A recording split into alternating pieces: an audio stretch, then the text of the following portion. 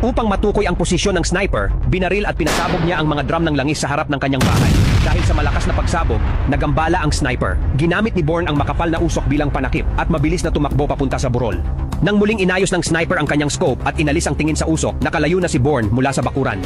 Ngunit sa unahan niya ay may ilang dosenang metro ng bukas na lugar na kailangan niyang tawirin ng napakabilis. Kung hindi ay maaaring tamaan siya sa ulo. Sa kabutihang palad, pumalya ang putok ng sniper kaya nakatakbo si Bourne papasok sa kagubatan.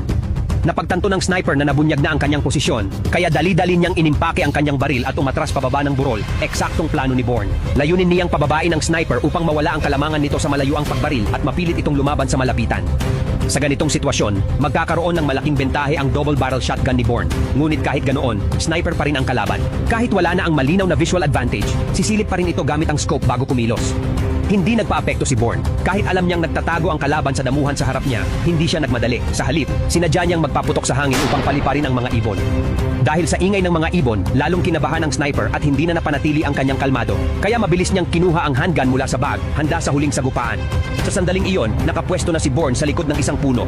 Baligtad na ngayon ang sitwasyon. Mula sa pagiging hinahabol, naging mangangaso si Bourne. Matapos matukoy ang eksaktong kinaroroonan ng kalaban, mabilis siyang sumugod sa damuhan at pinaputukan ito sa balikat. Sinubukan pang lumaban ng sniper habang nagre-reload si Bourne. Pilit nitong iniusad ang sugatang katawan upang abutin ang handgun na nahulog sa lupa, ngunit huli na ang lahat. Bago pa siya makaputok, muli siyang tinamaan ni Bourne. Pareho silang dating ahente ng CIA. Ngunit hinahabol si Bourne dahil may nalalaman siyang lihim tungkol sa mga nakatataas. Ang sniper ay isa sa mga ipinadala upang patayin siya. Dahil sa dating samahan, naisa na siyang iligtas ni Bourne, ngunit dahil sa labis na pagdurugo, namatay rin ito.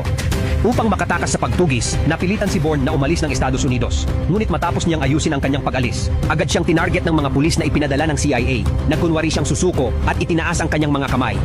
Nang lapitan siya para kapkapan, mabilis siyang gumanti at gamit ang kanyang husay sa pakikipaglaban, napatumba ang ilan sa kanila. Ngunit tumunog ang alarma ng gusali at dumarating na ang maraming armadong pulis, kaya napilitan siyang tumakbo paakyat. Maya-maya, narating niya ang pinakataas na palapag. Wala nang daan palabas at puno ng pulis ang bawat hagdan. Sa desperadong sitwasyon, sinipa niya ang bakal na pinto at napunta sa isang napakaliit na balkonahe. Hindi siya tatalon. Sa halip, balak niyang gamitin ang lumang bakal na rehas upang umakyat sa bubong at makatakas. Ngunit dahil luma na ito, bumigay ang mga tornilyo ng apakan niya. Wala nang masandalan ang kanyang paa, kaya napilitan siyang kumapit sa bubungan gamit ang dalawang kamay. Dahil dito, nahulog ang kanyang shoulder bag na naglalaman ng ebidensya ng mga krimeng ginawa ng matataas na opisyal ng CIA.